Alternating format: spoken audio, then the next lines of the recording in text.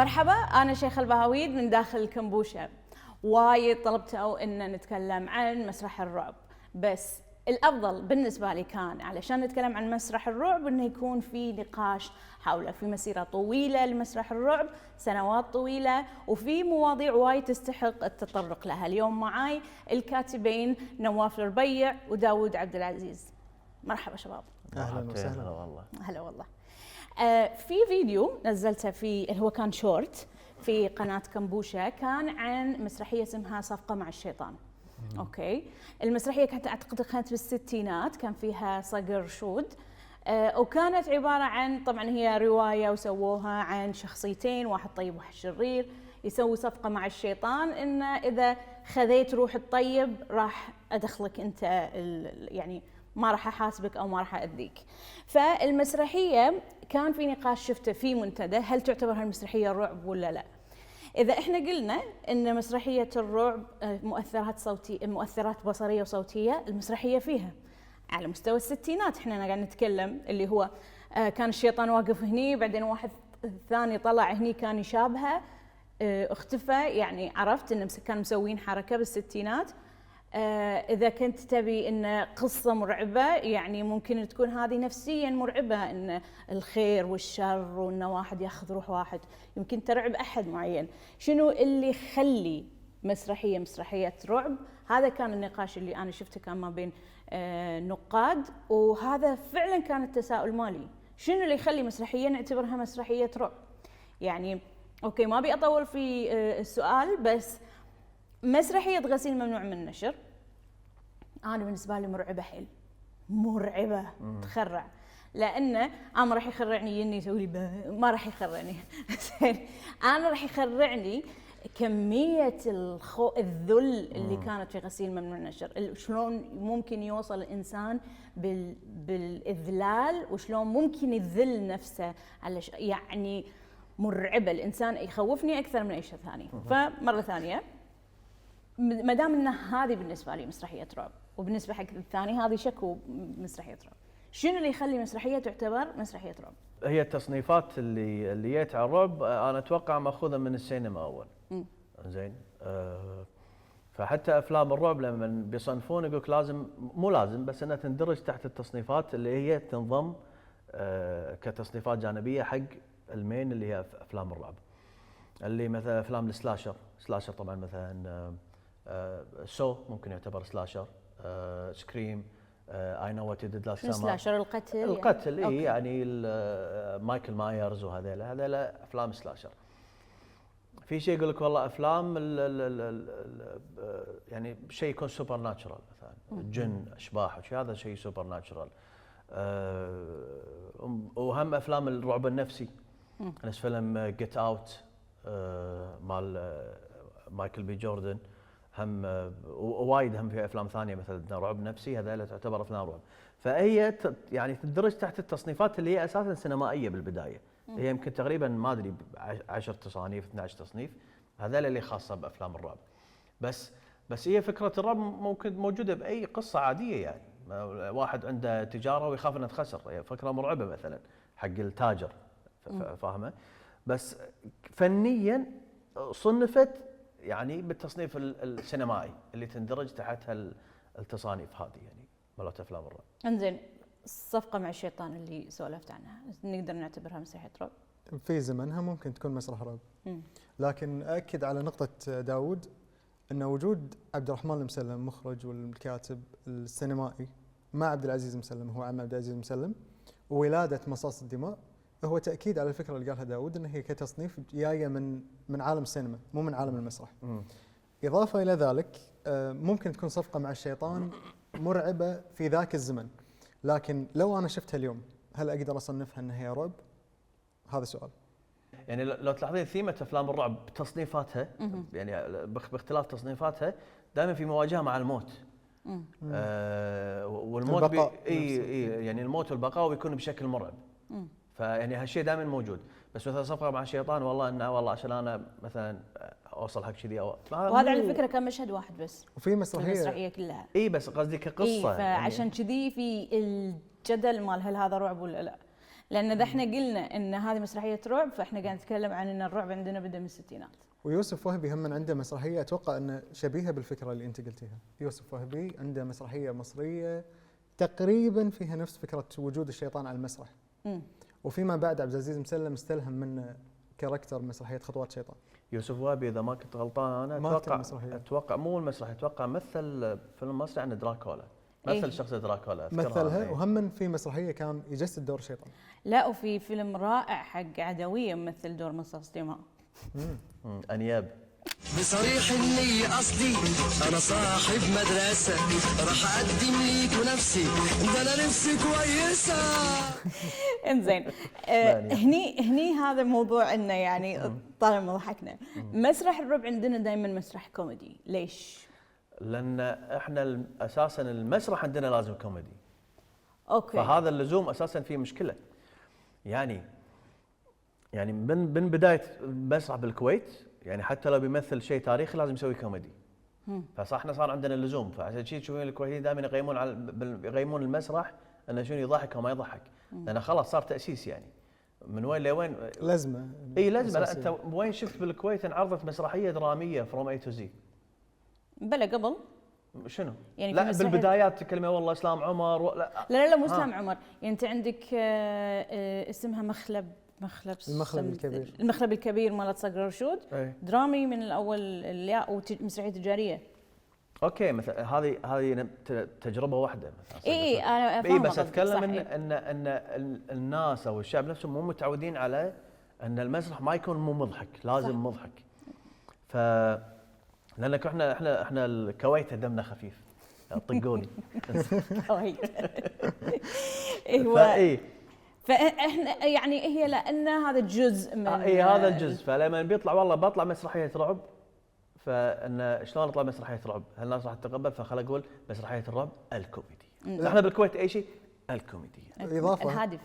اي في فتره كانت الهادفه شالوها. اي الحين شوي انقرضت تراجعت. زين احنا خلينا نتكلم عيل. في شغله، في نقطه جدا مهمه. عبد العزيز مسلم من بدايته هي كان مسرحها مسرح كوميدي بحت. صح. لما هي حق هلو بانكوك وفيما بعدها حتى مسرحيات خمسة وخميسة اللي صارت قبل 95 قبل مصاص دماء هي كانت كوميديه، والناس كانوا متقبلينه كفنان كوميدي في ذاك الوقت. وكان كان نجم شباك طبعا بوجود اسماء كبيره ويا عبد العزيز النمش الله يرحمه، فنانين كبار. عاصفه صحراء، عبيد في التجنيد، حياه الفهد الله يرحمها، مع عدد كبير، عبد الناصر درويش وغيرهم. فاتوقع ان ولاده مسرح الرعب ما راح يكون مسرح تراجيدي 100%، خاصه انه هو مشروع عبد العزيز مسلم من المعهد، هو كان مسرح رعب. فلما يقدمه جماهيريا، اذكر شفت مقابله له يقول انا ظليت 5 سنين افكر طريقه تقديم هذا اللون جماهيريا من مسرح المعهد الى المسرح الجماهيري. فيقول كنت افكر انا وعمي عبد الرحمن شلون نقدم هذه الوجبه المرعبه الى الجماهير الكويتيه. فصار في نقاش ما بين البعد الدرامي ما بين البعد الكوميدي والتراجيدي. فصارت مصاص دماء هي من قسمه ما بين مشاهد تراجيديه بحت ومشاهد كوميديه بحت في ذلك الوقت. يمكن صنفها بعد تدري كان يوم خميس؟ لا خميس ما يخالف عادي. وهذا تو ما تستنفرون الا مسافه تفوح. تفوح شنو بيض وما في وحل وصل. شنو تفوح؟ اللي طالع للحداد واللي رايح للشاليه. بس الملفت ان الناس حبوا مصاص الدماء لمشاهده التراجيديه. تعلقوا فيها لمشاهد التراجيديه، يعني احنا عندنا يعني انا اتوقع اعظم قصه حب مسرحيه بتاريخ الكويت سالم وبدريه. هي قصه الحب الوحيده اللي الجمهور متعلق فيها فعلا. لا وبعدين لان قدمت. تبون ندش بالمسرحيه؟ زين قبل لا ندش على مصاص دماء عشقك الابدي خل نتكلم عن مسيره مسرح الرعب بشكل عام. هم بدأوا اول شيء كان عندهم مصاص الدماء، بيت المسكون، مستمرين للحين. اعتقد الحين هذه تعتبر الكان 400 تعتبر رعب صح؟ صح؟ ولا خيال علمي؟ لا يعني صنفها رعب اي هو مصنفها رعب. طبعا. اوكي. رعب AI. احنا قاعد نتكلم عن شنو 30 سنه، اكثر من 30 سنه؟ اكثر من 30 سنه. من 95 31 دشينا لان العام كان أي. 30 سنه عاد مصاص الدماء مره ثانيه. اوكي، فاحنا قاعد نتكلم عن هذه 3 عقود من عمر المسرح الكويتي. شلون نقدر نقيم هذه؟ ما نقدر نقول اسمها تجربه، انتهينا من فتره انها تجربه. طبعاً. نقيم هذه المسيره شلون؟ نقول يعني لما بقول لك شنو رايك بمسرح الرعب، المسيره هذه شلون انت شايفها؟ طبعا بدايه لازم نتذكر انه هو مسرح الرعب الكوميدي الوحيد في العالم اوكي. كتصنيف. في رعب في بس مو رعب كوميدي. تراجيدي، اوكي. لكن عبد العزيز مسلم قدم المسرح الرعب الكوميدي وهو يصرح بذلك. بالنسبه حق تقييم هذه المسيره، انا اشوفها تجربه او مسيره جدا لافته، بس للامانه ما اخذت حقها. شلون؟ لا اخذت حقها من قبل الجمهور، ولا اخذت حقها من قبل النقاد ودراستها.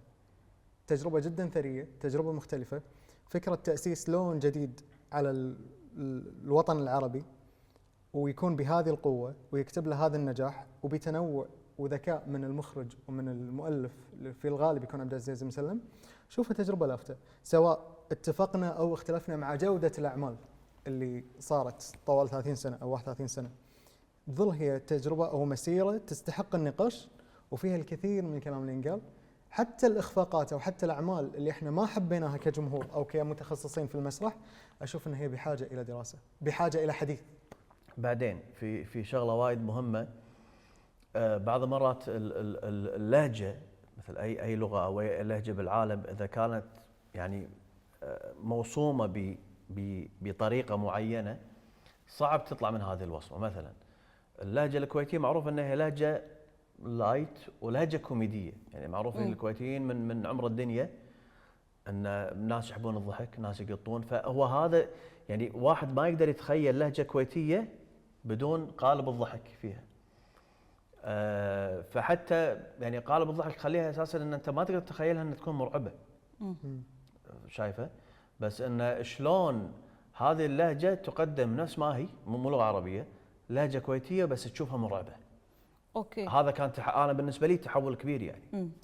انزين، احنا الحين كمسيره بشكل عام، البدايه شلون كانت؟ البيك اللي هي شنو اسمها؟ الذروة. الذروه. إيه. انزين، وين كانت؟ والنزله مالتها وين؟ البدايه من البدايه، والبيك كان من البدايه. انا البيك هو البداية. البيك من البدايه، من مصاص الولاده، الدماء. من اول مشهد يعني كان. من اول مشهد. من صدق من اول ما فتحت الستاره اول مشهد يعني هذا الغريب بمسرح الرعب بالكويت ان البيك ماله بداياته، خصوصا اول 3 اعمال. يعني مصاص هو الدماء بدأ كذي. هو بدا كذي وراح اوكي كذي. اوكي. يعني في ناس يقول لك لا والله لا قاعد يروح شيء. طبعا لما يقول قاعد يروح شيء مو معناته ما في اعمال زينه طلعت تالي، لا في اعمال انا اشوفها جدا في تفاوت جميلة. اي يعني حلوه، بس لا البيك مالها يعني مصاص الدماء وزمن دراكولا والبيت المسكون. طبعا. لا اعمال اسطوريه. اوكي. البيك بالبدايه متى بدا النزول؟ الفيناء، النص الألفية نقول؟ لا لمن انا احس، يعني ما بيقول انا متاكد، بيقول انا احس يقول زين ان لمن تكرر يعني او افقدوا اصاله كتابه او كتابه النص الاصلي للرعب. شنو؟ بمعنى يعني مثل مصاص الدماء هو ماخذ، يعني هو حتى مو ماخذ من الروايه، هو ماخذ من الفيلم ونسخه معينه من الفيلم هذا، بعدين راح ندش نسولف فيه زياده. بعدين صار عندنا بيت مسكون، فكره جديده. بعدين صار زمن دراكولا اللي هي امتداد حق مصاص الدماء، يعني انا اعتبره الجزء الثاني. الجزء الثاني غير رسمي. اي الغير رسمي يعني. وحتى يعني حتى لو هم ما اعلنوا عنه، يعني سالم بدريه تزوجوا يعني. هي تتويج قصه الحب اللي عشنا وياها اول جزء. اي زين. بس بعدين لما صارت يعني حتى اسامي المسرحيات مثل مصاص الدماء، البيت المسكون، بعدين شنو صارت؟ قصر الرعب. الرابعه قصر الرعب. لا قصر الرعب، صرخة الرعب، سرداب الرعب، كل شيء رعب، صار وايد كليشيه. من هني شوي بدا يعني ينحدر. لا والاعمال اللي صارت جميله او حلوه يعني بالنزول هي اللي طلعت من جو كلمه الرعب. فصارت الكليشيه انه وايد خلاص لمتى ينقزون على الجمهور وكذي. ونفس الخطاب، خطاب مسرح الرعب تحول يعني من كان انه خطاب متكامل متماسك، تحول، انا اسف على هالكلمه، بس تحول الى خطبه اليمعه. اي هو يعني تحول من تروح الرمزيه المسرحية للمباشره. مباشره، وفعليا خطبه اليمعه، يعني انت تروح المسرحيه تخلص مسرحيه تصلي ركعتين ترد البيت. خطاب مباشر. يعني في مسرحيه من المسرحيات انا عجبتني، يعني يلا خلينا نذكرها مو مشكله. اي يعني مسرحيه خطوات الشيطان. اوكي. انا عجبتني ان يعني هذه انا ما اسميها يعني هي تصنف مسرحيه رعب. بس انا يعني هذا انا تسميه خاصه فينا، انا اسميها مسرحيه قرانيه. قرآن ولا مسرحيات دينيه وعظيه مثلا؟ لا قرآن، هذه قرانيه. مو دينيه، لا هذه بالخصوص قران، لان قصتها قصه قرانيه. اصلا من المشهد يعني ماخوذه من هي ماخوذه من قصه عابد بني اسرائيل برصيصه، اللي قال الشيطان للانسان يكفر، فلما كفر قال اني بريء منك اني اخاف الله رب العالمين. خذ هذه قصه برصيصه العابد اللي كان عابد وزاهد ومعتزل الناس، والشيطان يشوني انا خطوه بخطوه وكذي، واخر شيء تعلق عصا قال له اسجد لي عشان انقذك من هالعذاب، قال انا مربوط ما اقدر، قال له اومئ براسك. هذا اللي صار بالمسرحيه بالضبط. اوكي. مسرحيه ذكيه ان شلون حولت هذا النص القراني لمسرحيه كويتيه معاصره ومرعبه، بس وايد الخطابيه فيها لدرجه ان الفنان عبد العزيز مسلم ما حصل دور واعظ، هو الشيطان قام يصير واعظ. اوكي. قال وايد ناس برمضان ترسين المساجد، وبعد رمضان وينهم صلاة الفجر؟ انا ما اتفق اول شيء مع جزئيه داود، يعني عندي كم تحفظ عليها، كم ملاحظه عليها، خاصه مسرحيه خطوات الشيطان. استغفر الله. عادي بداهر كذا. في البدايه اي مسرح طبيعي ما راح يمشي على نفس الخط من بدايته لنهايته. كان المسرح الكويتي للحين مستمر على نفس الوهج اللي كان في البدايات. هذه نقطه عالميه بكل المجالات مسلمه. اوكي شور. مسرح الرعب لعبد العزيز مسلم تحديدا، تجربه عبد العزيز مسلم في مسرح الرعب ومسيرته فيها تحولات، لكن لازم هم نكون منصفين مع هذه التحولات وليش صارت. يعني مثلا مسرحيه مصاص الدماء واللي راح نتكلم عنها بالتفصيل بعد شوي، وزمن دراكولا، كان لها لاين ممكن نقول رعب اجتماعي سياسي، هذا اللاين مالها. لكن فيما بعد البيت المسكون انتقلنا الى رعب اجتماعي خفيف، قشور السياسه، قضايا الاسكان وغيره. ني حق قصر الرعب كانت اجتماعي بحت. كلهم انا اشوف يعني من قصر الرعب بيت المسكون، هذيل التجربتين الاوائل، اول 4 تجارب فيها بعد ديني، لكن اختلف طبيعه الخطاب. شلون كان من خطاب ما اقول رمزي، بس خطاب فيه من البناء المسرحي الدرامي المتماسك، لان الشخصيات والممثلين كانوا جادين. غانم الصالح احدهم ورمزهم اساسهم اصلا في مسرح الرعب بالنسبه لي. الى مرحله اخرى صار الخطاب يوجه اقدر اقول فئه المراهقين، وهذا الخطاب يكون في شيء من المباشره. هل اقدر انا انتقده اقول انه مو مسرح؟ انا بالنسبه لي كنواف لا اشوفه مسرح، بس هذا المسرح اختلف، الفئه المستهدفه ما اختلفت. منو قال مو مسرح؟ انا قاعد اقول لك يعني بشكل عام، مو انت. لا تعليق لا انت مختلف معي. مو تعليق انا. انا الحين بمسك الطاوله بقول لك شاكر لا ابي شاكر ابي من البدايه ترى انا ناطر. اي يعني انا اشوف وين الخطاب الديني بمصاص الدماء وزمن دراكولا؟ انا ما قلت زمن دراكولا مصاص الدماء، انا حددت ببيت المسكون وحددت بقصر الرعب. انزين هذيل التجربتين أوكي. كان فيها خطاب ديني. اي طبيعي. وفكره الحياه والموت وفكره العائله ترى الخطاب الديني موجود بكل مسرحيات الكويت، حتى ولو اشاره طفيفه. جيد. هذا لا بالنهايه انت مجتمع مو ملحد، مجتمع مسلم. تمام. طبيعي لازم تبيب لك خطاب، شنو بيب لك مال بوذا؟ اكيد بيب لك مال الاسلام. حلو. بس الحكي انا قاعد اتكلم المباشره. الجمهور نفسه اختلف بالنسبه له، اي كاتب بيتخيل جمهور في ذهنه عشان يكتب له. اي بس عبد العزيز مسلم فجاه قرر انه يخاطب اتوقع جمهور اصغر عمرا، اي فصار مباشر معه. وهذا الجمهور الغريب في هذا الجمهور ان للحين هو في حق مسرح عبد العزيز مسلم مرفضه. إيه. لما انت تطلع من مسرحيه نص الليل مثلا وعدد كبير من الجماهير بمختلف الاعمار متاثرين بالقصه الدينيه او فكره الحياه ما بعد الموت والعقاب والحساب، فانت حققت شيء فيها مباشره وعاليه. فانا اتوقع التحول او النقد اذا كان في نقد على مسرح عبد العزيز مسلم هو طريقه كتابه هذا النص وتناول الفكره اللي موجوده في ذهنه. لان انا عندي تحفظ وملاحظات كبيره على البناء الدرامي في مسرح الرعب، شلون بدا وشلون انتهى. انزين اذا هو ما احنا انتهى مستمر. ليه هذه المسرحيه مثلا؟ خل أو الحين ليه المسرحية نرجع اللي فاتت؟ شويه حق موضوع الانطلاقه والبدايه. انا اختلف معاك في بعض النقاط ولكن احتفظ بحق الرد. شكرا لك. آه، شوي نتهاوش. ظهور مسرح الرعب عقب الغزو هي 95 صح؟ 95 95 يعني بعد الغزو نقول ب5 سنين، نقول عقب التحرير ب4 سنين. السياق التاريخي لظهور هذا المسرح هل له علاقة ولا هي مصادفة انه ظهر في هذا الوقت؟ مستحيل يكون مصادفه. لا مو مصادفه. شنو التحليل اللي تحليل هو مو التحليل، يعني هي ان شلون طلع المسرحيه بعد الغزو ترى مستفزه جدا. الحين انت الذكاء اللي فيها مستفز بالنسبه لي. تتذكر لقائنا اللي طاف؟ اي احنا وي نيد هيلب وين يذهب زين، لان كنا نضحك على صح. يعني مأساة نضحك الغزو. كان عندك نقد حق فكره ان احنا سخريه. السخريه من الصفة، من إيه. الازمه هذه كلها اكثر من طرح الاسئله.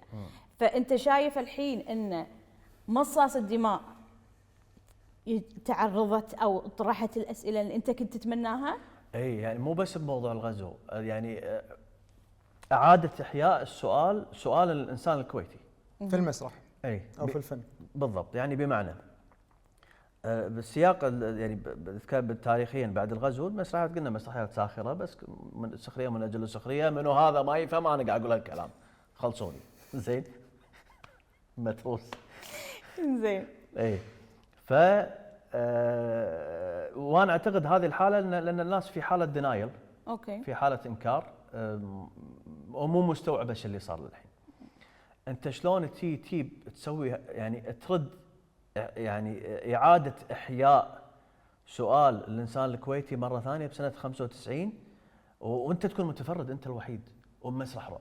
شنو هو اعاد سؤال الانسان الكويتي، اعاد سؤال الطبقيه والظلم والعداله.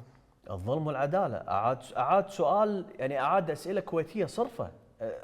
التثمين، السرقات اللي صارت مثلا بالتثمين اللي واحد خالي، يعني هذه القضايا اللي الناس كان يعني مسكوت عنها طرحت سابقا مثلا بمسلسلات ومسرحيات ما قبل الغزو، بس بعدين كنا نسيت، كنا هذا مو تاريخنا.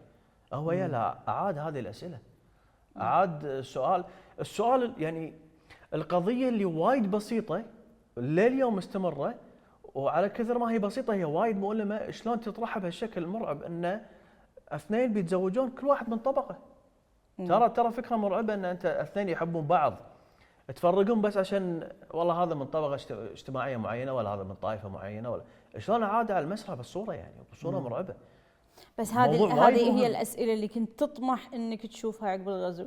لا مو هذه الاسئله اللي كنت اطمح، بس يعني سؤال الظلم والعداله هذا كنت اطمح انه ينعرض بعد الغزو، بس يعني اقل تقدير انه اسال. الحين انا ما اقدر اوجه المسرح اقول له شنو المفروض تسال وما تسال، بس على الاقل افتح باب السؤال، لا تنسى السؤال. بزمن دراكولا اسئله بعد الغزو واضحه جدا. الحاله الاعلى يعني. الحاله الاعلى بزمن دراكولا طرحت سؤال الغزو، لكن مو غيره، سؤال الغزو حصرا مو غيره. ان عبد العزيز مسلم يدش بدريه الكويت، كان واضح الموضوع، ويجيبون علي المفيدي اللي هو ابو عبد العزيز مسلم اللي هو امريكا، فيقول لهم انا اطلع لكم بس بشرط انا لازم امص دمها، انا تعبان ريال عود، فقاعد يمص دمها حتى يحطون الدم لونه اسود، النفط يعني. من اول مشهد اصلا المشهد اي من البدايه كان على موضوع الغزو.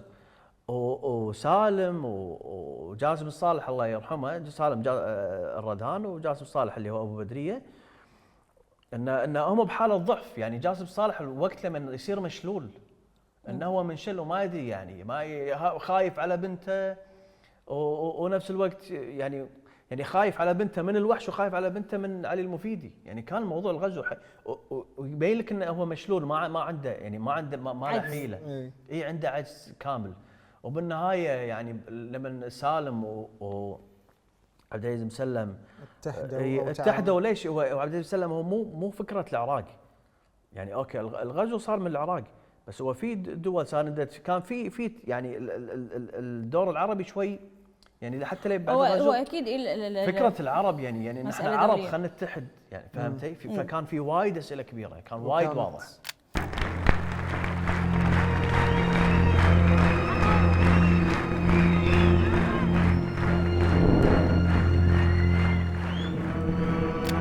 اوكي الحين احنا راح نروح لتقييمنا حق هالثلاث مسرحيات على الاخص، لان احنا الحين اتفقنا ان هم البيك. مختلف معاي ولا؟ هم الدخله. لا متفق.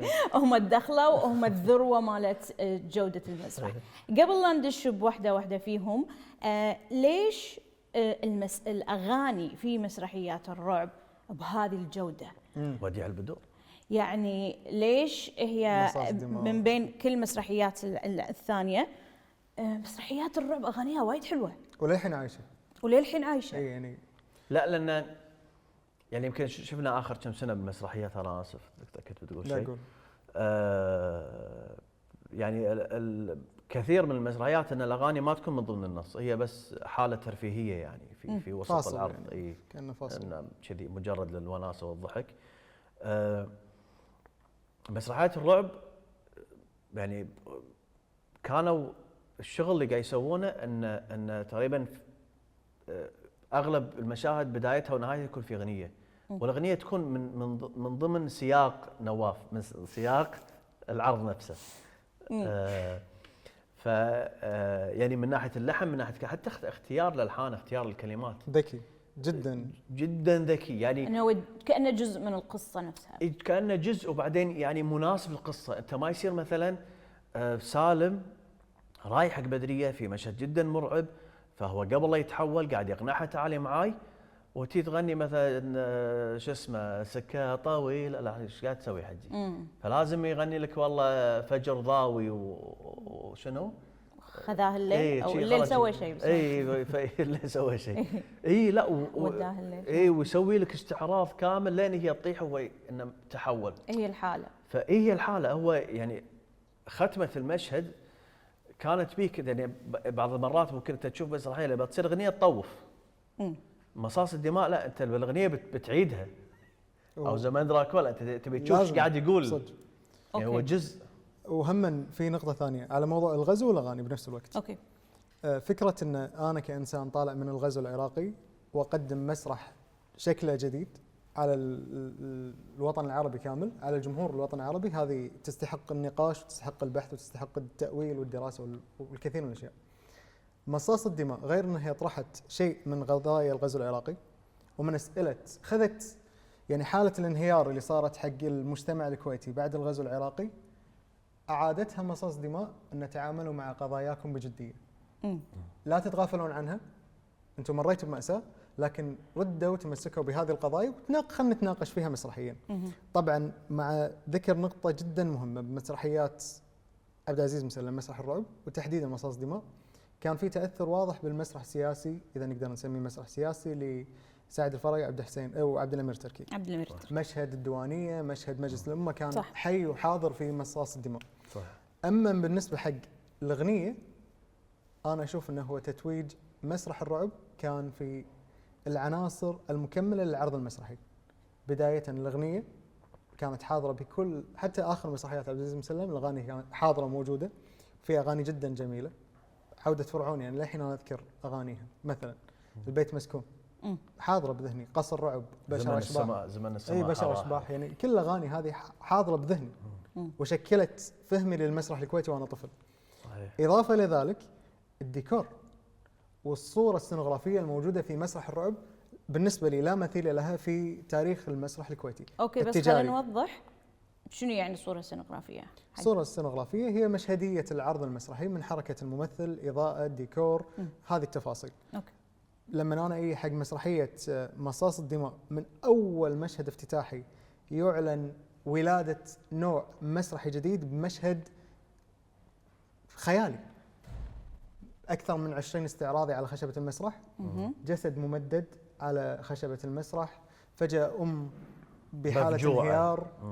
يعني هذه المشهديه انا ما تخيلتها من قبل وما شفتها بمسرح كويتي تجاري تحديدا. وهو ظهور جمال ردهان من بطن هذا الجسد. هو ظهور مسرح من بطن من عدم. الكارثة من اللي عدم إحنا- إيه، من لا، عدم.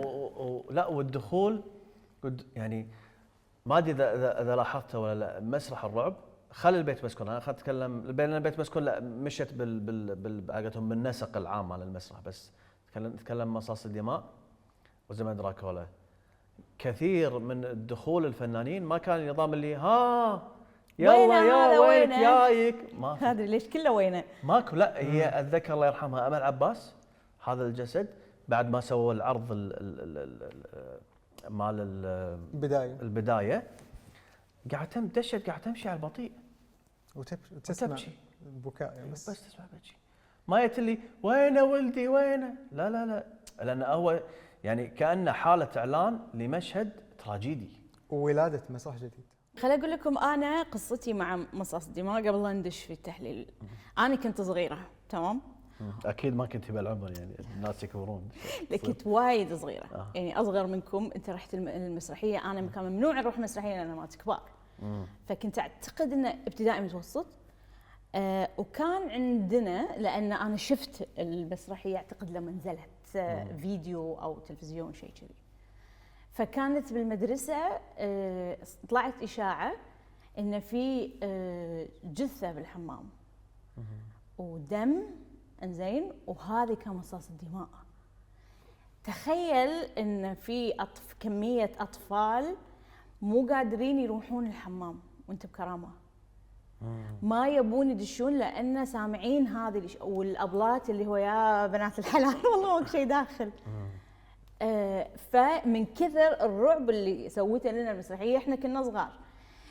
المشهد اللي سوى كل هذا كان مشهد طلعت جمال الردهان من بطن الريال. هو على اساس انه من بطن نفسه، بس هو طلع هو نفسه هو من بدر بلوشي. احنا كنا يعني شايفين وجه النبوي بدر بلوشي، بس انه كانت مرعبه انه شلون طلع من بطنه في ذاك الوقت في ذاك الوقت. هذا شيء مرعب، اول مره نشوف شيء على المسرح شلون سواه. وانا عرفت مؤخرا من جمال ردهان قابل اعتقد بودكاست بحر اي انه قال انه هو اللي صمم هذه الخدعه او هو اللي سوى شيء كذي حسب ما اذكر يعني. فهذا كان شيء وايد ذكي بس مرعب، مو زين حق الاطفال. لحد الحين مرعب، حتى في اعاده صنع اللي سووها كان مرعب المشهد. على فكره حتى انا بالنسبه لي الحين قمه قلبي انا ما ابي اشوفه، قمه الرعب، مع انه يعني انا خلاص كبرت تدرين انه خدعه، بس في شيء كذي داخل. رحتوا المسرحيه ايامها ولا مثلي شفتوها على فيديو لما نزل؟ انا رحت الحين اتذكر السالفه. عيال عمتي كانوا رايحين قبلنا بيوم، فقالوا لنا تعالوا روحوا احنا مستوعب شنو المسرحيه تربى يا جماعه. فقالوا تعالوا، فرحنا معاهم مره ثانيه. الحين اتذكر كنا حاجين بلكونه، يعني تتكلمين انه 95 فيعني نص الشعب كان يلبس اوتفيت مايكل جاكسون. اوكي. زين. والمسرحيه كان فيها مشهد اغنيه مايكل جاكسون. فاتذكر احنا مسرحيه قاعدين وولد عمتي قاعد يمي، الحين قاعد يقول لي شوف شنو بسوي. احنا كلنا نفس العمر، فلما يطلع لي المفيدي طبعا خليه خروج شو اسمه جمال الردهان كان يعني انا رايح انه عادي ما يخرج انه هذا. يوم طلع اللي صار فيه اي حتى هو ترى قال هذه النقطه ان الناس كلهم جايين مستهزئين يعني. اي لا كان يخرع مرعب. وانا كنت صغير انه اخترعت يعني تصرعت. بعدين لما الدشه الثانيه مالت علي المفيدي، اول ما منو فيكم ماز دم وزير؟ قال عمي انا، احنا لو قال انت اسكت احنا متنا يعني لنا شيء انه شلون فنان يرد على الجمهور. الحين شنو؟ الحين الفنان ينزل يمثل تحت زين، حتى مو معطي نفسه الجو. المهم فاتذكر من كثر ما انبهرت بالعرض، بعدين صارت اغنيه مايكل جاكسون. الجمهور مو قاعد يصفق، يعني وايد من الجمهور قاعد واقفين يرقصون. مايكل 95 انت تسوي لي عرض كذي راح يين عليك يعني. فمن كثر ما استانس، خصوصا بعد اغنيه مايكل جاكسون اللي هجموا على الجمهور، وهذه اول مره تصير بالمسرح الكويتي. ان مجموعه استعراضيه تنقز على الجمهور تخرعهم، اول مره سواها بمسرحيه مصاص الدماء. فمن كثر ما استانست قلت له انا بحجز مره ثانيه، بقعد تحت. يماه الله يرحمها الوالده. الله يرحمه. اي فابي اروح مره ثانيه. تقول ليش مرد؟ لا انا بحجز تحت. كان نحجزها مره ثانيه ونروح. طبعا بروحنا يعني الاهل ويانا، احنا بس شباب العائله. اللي كم الاعمار؟ انا مواليد 87 هي 95، يعني كم 9 8 كذي. صغير. اي صغار بس منبهرين، يعني كان بالنسبه لنا عرض مبهر. ايه. فرحنا مره ثانيه وقعدت تحت. هذول انقزوا على الجمهور. انا كنت ابي اشوف النقزه. انقزوا قاموا يمشون بيننا. انا من الخرع خشيت تحت الكرسي. حرفيا خشيت تحت الكرسي. اللي كنت جاي ان اي يعني انا القوي النظام اللي تعال ما تخرعني وكذي. انا خشيت تحت الكرسي. السنه اللي وراها صارت البيت المسكون، عشان بوريك شنو هذا الواحد اذا بيتعنتر. لا تعنتر، اعترف ان انت ردي. رحت البيت المسكون. البيت المسكون النقزات كانت اكثر، يعني مصاص دماء بس نقزه واحده اللي اصلا العرض يبلش بين الجمهور يعني. اي بيت المسكون للحين اذا كنا حاجزين عند الدخله، فهم يدشون من ورا ويدشون من الجوانب. فاحنا حاجزين عند هذا اللي فيه كان نفس دتشه كذي عاليه. من يوم ما يدشون بالشموع، يعني هم بوجهي قاعدين وانا قاعد اشوفهم خايف متصرق، يعني لو بس واحد يسوي لي راح اطقها بكيه. طاف المشهد قلت زين انا قوي، وكنت ماسك نفسي حيل يعني شاد، اعصابي شاده. قلت زين، فصار المشهد اللي لا انقزوا. قلت انا خشيت تحت الكرسي، بس مو بس خشيت وكنت رافس. صارت هالكرسي. مسكين انت لازم ما تروح عشان كذا قالوا الكبار. زين شفتها انت على فيديو مثل زي حالاتي. زين شلون كانت ردة فعل نواف صغير الحين شاف هذا المشاهد؟ انا وانا صغير ما بلشت بمسرح طفل يعني. انا اول مسرحيه شفتها اذكرها عدل ويتنج فور جودو، شيء وايد كبير. اي زمن دراكولا كانت. اوكي حرفيا عجيب. ولما شفت زمن دراكولا اذكر قلت حق اختي ان هذه المسرحيه عجيبه، عشان نقول لازم تشوف مصاص دماء. زين انا صغير بس هني حسيت انه اوكي في شيء اسمه مسرح، انا لازم اشوف كل مسرحيات عبد العزيز مسلم. اوكي. وبلشت اللي هالسنين يعني اي شيء ينزله عبد العزيز مسلم اما اني احضره او اشوفه بالتلفزيون لازم. تمام. سواء يعجبني او ما يعجبني. اللي اذكره عدل ان اول مره شفت زمن دراكولا انا ما نمت. وطبعا كان ريموت بيدي، فاي صرخه سيده اقصر يعني حرفيا او اطوف. وكان قمه الرعب مع انه مصور تلفزيونيا. اما الحب الحقيقي لهذا المسرح واللي خلاني صدق احب المسرح نفسه وصناعه المسرح كان صناعه مسرحيه زمن دراكولا. زمن دراكولا موجود في الجزء الثاني من الشريط الاسود. اي صح. شايف بالنسبه لنا الجزئيه دي هذه اللي اقصدها ده مقفول هنا من هنا، انما الثاني ده مفرود. وبعدين انا عندي انا قصدي تشيل التنويع بالشبابيك. بس السؤال من عاد مصاص الدماء هذه بالاعاده رحتها؟ اي شلونها؟ سالم بدريه اعظم قصه حب بالكويت. زين الحين اللي اعرفه ان داوود الفيفورت مالته مصاص دماء، واعتقد انه زمن دراكولا صح؟ هي مفضلة؟ اول 4 اعمال كلها مفضله لي. المفضله الحين زمن دراكولا. زمن دراكولا. زين هي نوستالجيا ولا هي الحين عشان قبل لا ندش فيهم هي نوستالجيا، ولا انت الحين لما بتحلل لي اياها فنيا بتقول لي ليش هي عظيمه؟ انا ما اعتقد ان هي نوستالجيا. انا كان ليه قبل اعاده صنع كان عبالي نوستالجيا. كان عبالي كذي. بس يوم رحت مصاص دماء وفي اهلي وياي اول مره يشوفون العرض ما عندهم اي ذاكره وياه، كانت مسرحيه مبهره. 30 سنه النص حي، الكوميديا صح اختلفت وطاحت في مواضع ما، بس النص التراجيدي متماسك، الاخراج قوي يخليني اقوم اصفق بنص العرض. يعني مشهد اللي داود مغرم فيه مشهد السينما، مشهد البوابه، انا حرفيا يوم شفته على مسرح السالميه مع محمد الحملي انا قاعد اصفق. زين خلينا ندش في موضوع مصاص الدماء ونحلله. هذا المشهد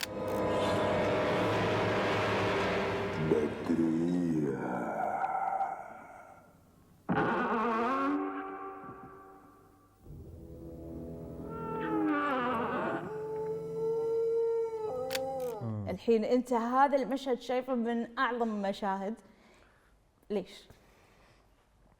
يعني انا ما اذكر ان صارت بالمسرح، خلينا نتكلم عن المسرح الكويتي على اقل تقدير، ان في مشهد، يعني انت لما تكتب مسرحيه تكتب في على قولتهم بتكتبها كتابه، تكتب الفصل والمشاهد وكل مشهد توصفه بحواراته.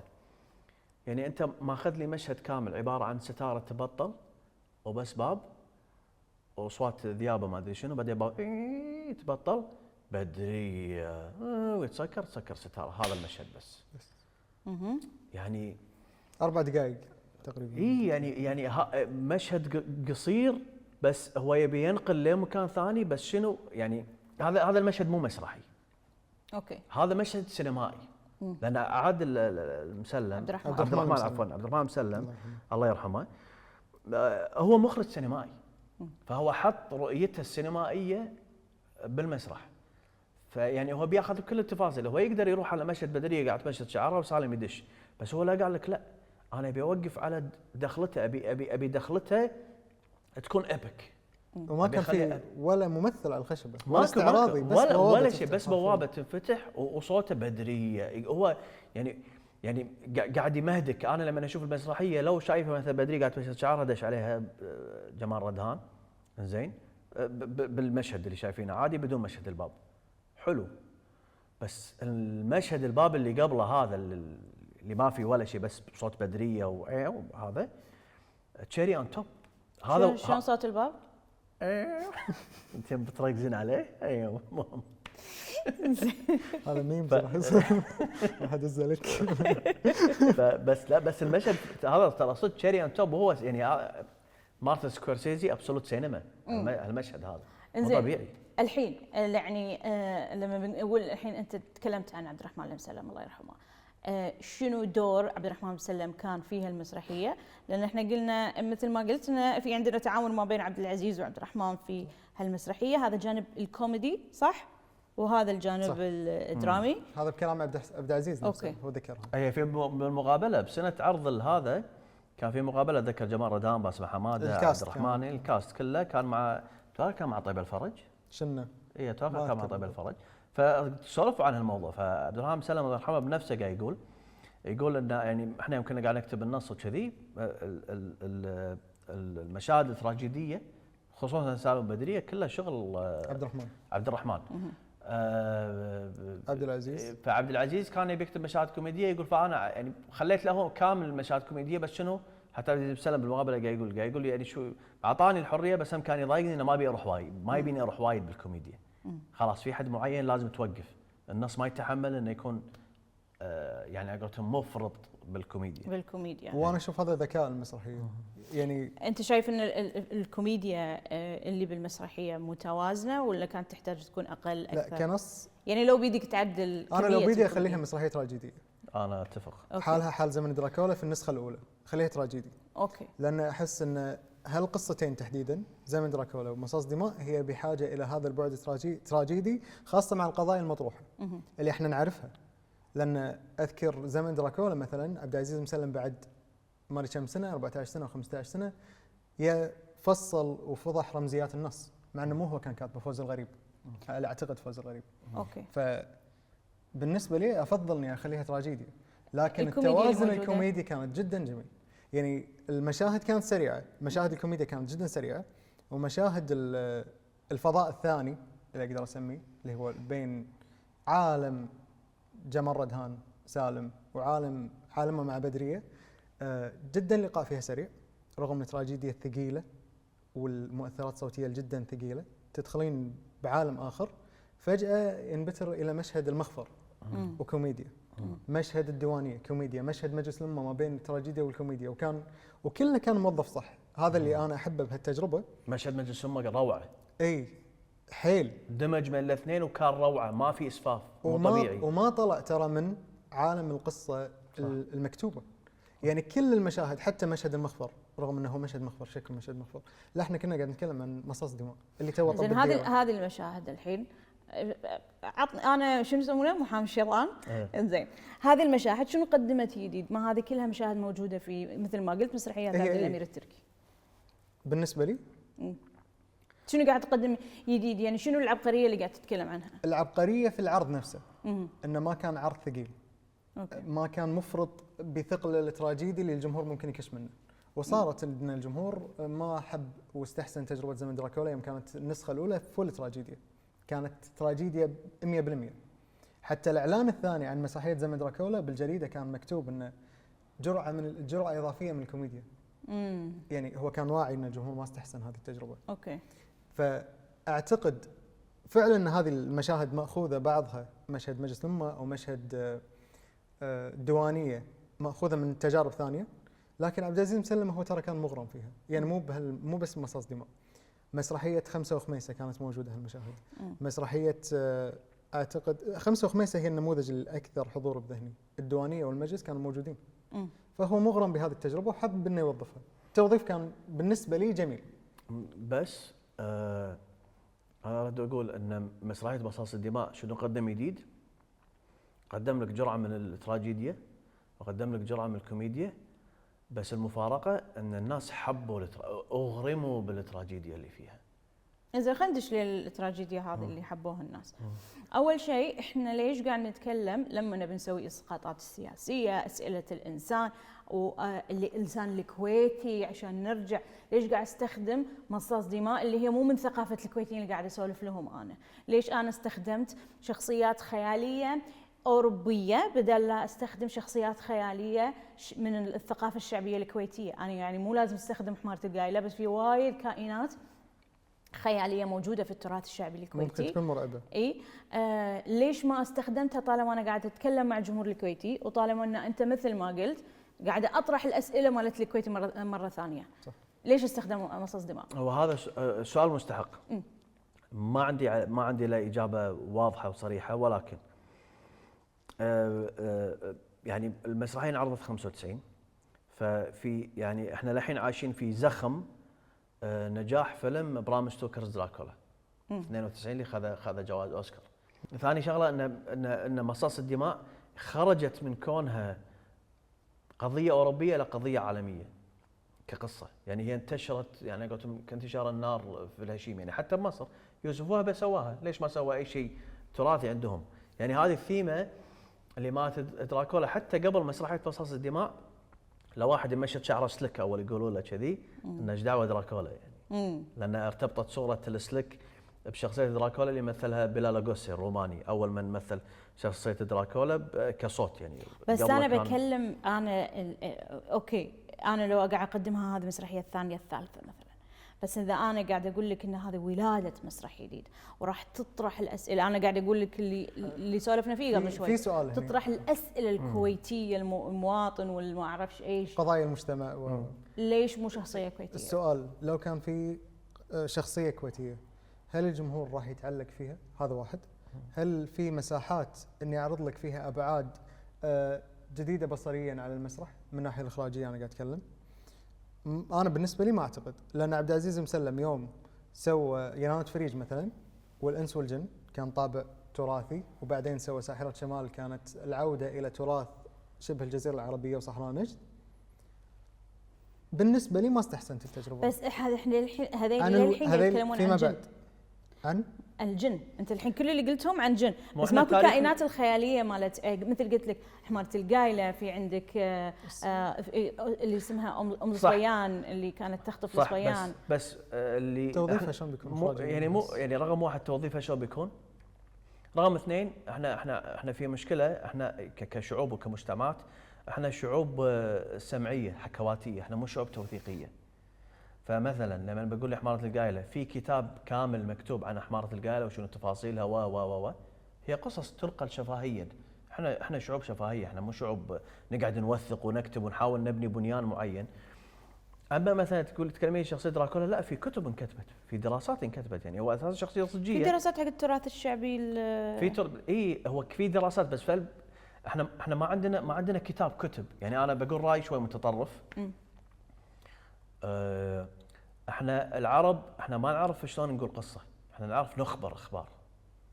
حرام لا، عليك. انا هذه ما اتفق وياك. انت ايش قلت؟ متطرف راي جداً. قال راي شخصي. هذا راي شخصي. رواع القصه. احنا لا احنا يعني نخبر اخبار بقصه معينه، ما يعني ماكو في بناء قصصي أنا أشوف. متكامل. بلى. يعني مثلا الحين لما تقولي لي مصاص الدماء، في روايه مصاص الدماء مكتوبه، في اكثر من روايه عن الفامبايرز ومصاص الدماء مكتوبين. هذا التاريخ الشفهي، كسرد التاريخ روائي. الشعبي. لا اساسا مصاص الدماء لا لا اقصد عن ام الصفيان. هي يعني مثلا مصاص الدماء اساسا هو تاريخ شفهي. زين، بعدين كتب، بعدين نحول روايه. بالنسبه لقصص الرعب ما في شيء مكتوب كبناء متكامل، يعني عالم متكامل. يعني مثل دراكولا انا اعرف من شنو يخاف من الثوم، يخاف من الصليب، يخاف من الوتد انه يدش داخل قلبه، واعرف شلون ليش تحول دراكولا. عندي ابعاد. اي في انزين العربي انا ما اعرف عنه شيء.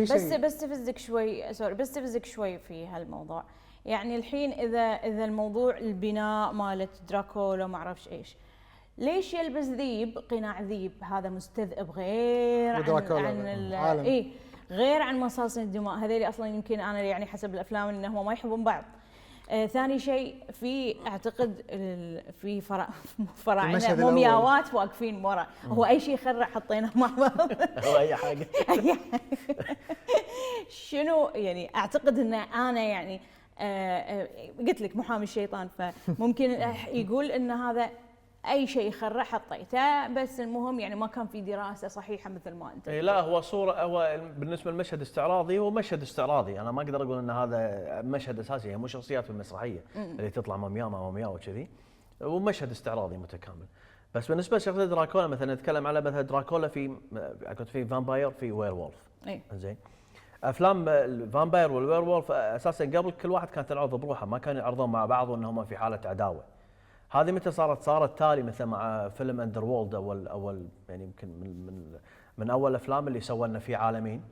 زين، في عالم الفامبايرز وعالم الوير وولز، وهم مو على وفاق ودائما يتهاوشون مع بعض. بس في افلام اخرى لا تقول لك والله مثلا فان هيلسينج ان الوير وولز في خدمه دراكولا. مثلا فان هيلسينج انه كان هو يحول الناس لوير وولز اساس يخدمونه في مشروعه يعني. بس يعني وفق الروايه، يعني روايه برام ستوكر وايد طويله، فيها وايد احداث. يعني اللي شفناه بفيلم مثلا سواء نوسفيراتو اللي بالثلاثينات، الصامت، او حتى الافلام مثلا افلام بيلا لاغوسيا، افلام كريستوفر لي، واعظم فيلم صور الشخصيه اللي هو مال فرانسيس فورد كوبولا تالي ب 92. يعني خذوا الجزء المهم من الروايه في اجزاء ما انعرضت. جزء السفينه هذا بروحه فيلم كامل، سووا عنه فيلم مؤخرا، رحله السفينه من رومانيا لبريطانيا. فلما نشوف هذه الافلام، خصوصا مثلا فيلم فرانسيس فورد كوبولا، نشوف انه هو فامباير او دراكولا هو مو يتحول خفاش، هو شيب شيفتر. اوكي، هذا كائن ثالث بعد. اي لا هو اساسا هو يتحول هو عنده قوه خارقه، انسان امورتال خالد، فهو يتحول لاكثر من شيء. يعني في فيلم برام ستوكرز دراكولا اللي مال فرانسيس فورد كوبولا، مشهد هو يتحول الى مجموعه من الفيران. لما كان مع مينا ويدشون عليه كان يتحول مجموعه من الفيران وينحاشون. اوكي. يتحول الى كائن اشبه بالذئب. اول ما يا لندن يوم رفيجة مينا ياخذينه وهم مغناطيسيين وبالحديقه يمص دمها وشي، كان اشبه بالذئب. لما تشوفها مينا يقول لها شو اسمه دو نوت سي مي، ويروح ويتحول خفاش ايضا. مجموعه من الخفافيش حتى مو خفاش واحد. فهو مو في حاله تضاد مع الذئاب والوير وولفز. سالفه الوير وولفز انه حاله عداء، وهذا هاي طلعت تالي. هو الشيب شيفتر، هو يتحول الى اشياء يعني على قولتهم كائنات نقدر نقول متوحشه مختلفه. اوكي. كنت بتقول شيء نواف؟ اي، شنو قضيه المسرحيه نفسها؟ يعني اذا كنت بتكلم عن مسرحيه نصها يحمل قضيه او فكره معينه ينطلق منها، فالمسرحيه تتكلم عن فكره العدل والظلم مثل ما قلنا، فكره الانسان ذاته، ما بين صراعه ما بين الخير والشر. شنو افضل شخصيه اللي انطلق منها؟ هل في مبرر لها ولا لا؟ اتوقع من هنا نقدر نفهم هذه التجربه المسرحيه الاولى. مسرحيه مصاص دماء من خلال فكره الطبقيه مثلا، او فكره الشر، صراع الخير والشر بين الانسان. هل اقدر استخدم شخصيه من التراث الشفاهي المحلي مثلا او التاريخ العربي ما ادري. يعني شلون مثلا بستخدمها حمارة القايلة شلون؟ ترى احنا بعد ما نعرف كائناتنا، ها، في كائنات وايد وفي كائنات ما انكتبت. اي وهم زياده على كلام نواف، ان انا يعني هم ابي شخصيه كونتروفيرشل. انا ما ادري اذا هو اذا هو يعني قلتهم فولي شر ولا فولي خير. شخصيه دراكولا فيها صراع. اي هي تعيش في صراع معين. مصاص الدماء شنو سووا؟ خذوا القصه ترى از تز يعني انه هو يحب بدريه، نفسه بدريه اليزابيثا. اوكي انزين بس شنو كوتها؟ خلى نفس الطريقه انه حاول يتزوجها لو ما يرضون، ما قدر يخليها والله ميته وانا راح اقز الصليب، ما ينفع بالكويت. فانه ومظلوم ومنقهر من كثر الظلم، في كائن داخله صار وحش. بالضبط. فلما طلع الوحش هذا مو وحش اول ذا واي، بالعكس هو قاعد يصارع دراكولا الثانيين، وهو جانب الشر اللي فيه. هو جانب الشر. وهو وبعدين حتى لما تشوفين مبرراته، لما تقول له يوم يروح حق امه تقول له انت سويت يا سالم، يقول له سويت اللي طول عمركم انتم ما قدرتوا تسوونه. انتقمت وخذيت حقي. انتقمت وخذيت حقي، مو انتقمت خذيت على قولتهم تعدي، انا خذيت حقي اللي انتم ما قدرتوا تاخذونه. حتى لما يروح حق بدريه يكلمها يقول له ابوك اللي حرمنا، ابوك اللي باقنا، فتقول عنده مبررات. عنده مبررات. وحتى لما بالنهايه يتالم شنو يقول؟ يروح حق بدريه يقول له روحي بدريه انحاشي، طلعي من هالعالم.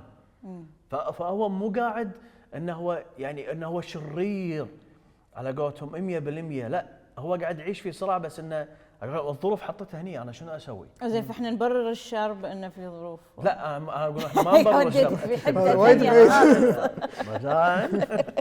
انزين نفهم حالته، نحاول نفهم حالته. بدرية طلعي من هني بسرعة بدرية. الحين هذه مساحة لإبداء العشق الجهنمي. خلصتوا؟ نروح جد؟ لا خل ما راح نروح. لا نتكلم عن لا ركزي على شغله. مسرحية أنا مصاص الدماء أنا وايد راح تاخذ من الوقت أنا أدري، بس ترى فعلا عظيمة. يعني بكتابته عبد الرحمن المسلم سوى شيء عظيم. يعني لما يجيب الحوارات اللغة أنا هذا سؤالي. بدرية أنت تعتبرها عظيمة؟ ليش عظيمة؟ عظيمة كعرض مسرحي، عظيمة كقصة، عظيمة كأسئلة، عظيمة كحوارات، بناء الحوارات. يعني عبد الرحمن المسلم لما يكتب سالم يموت ببدرية، ما صار دراكولا الا من حبه حق بدرية. ما في مشهد ناداها حبيبتي حياتي بدرية، من كثر ما يحبها بيقول اسمها بكل لحظة. شايف هذا الحب لدرجة ان انت تبي اسم الحبيب يطلع بكل مشهد. بكل مشهد بدرية بدرية بدرية. حتى مشهد الباب لما طلع مو ها صوت، لا بدرية. فهو يبي يحط الحالة انه هو مغرم في بدرية. وحتى لما يكلمها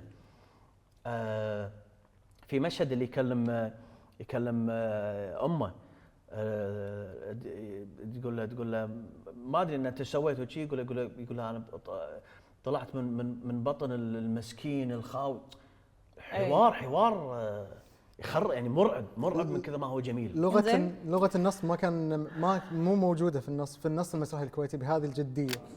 تحررت من بطن البقية الخاوي اللي كان كابت علي طول هالمدة، حبس نفسه وحبسني وياه بين 4 أطواف، عذب نفسه لا ياكل ولا يشرب وعذبني وياه.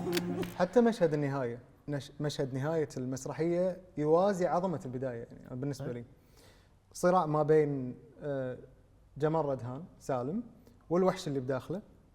فجأة نلقى جمال ردهان يقوم من السرير ويقاتل هذا الوحش، يصير ما بينهم صراع حركي استعراض رهيب. في لحظة يختفي هذا الوحش، خلاص انتصر الخير على هذا الوحش، على الشر الموجود داخله. وفي نقطة جدا مهمة في هذا العرض المسرحي، احنا نقول ممكن ان هذه القصة او هذه الشخصية غربية أو أوروبية. أنا أشوف تاريخ عبد العزيز مسلم نجح إضافة إلى نجاحه في مسرح الرعب بشكل نسبي في بعض المحطات ومحطات لا. بالنسبة لي عبد العزيز مسلم سوى شيء جدا جميل. الأفلام العالمية أو القصص العالمية المرعبة قدر بشكل خيالي أنه يكوتها على المسرح.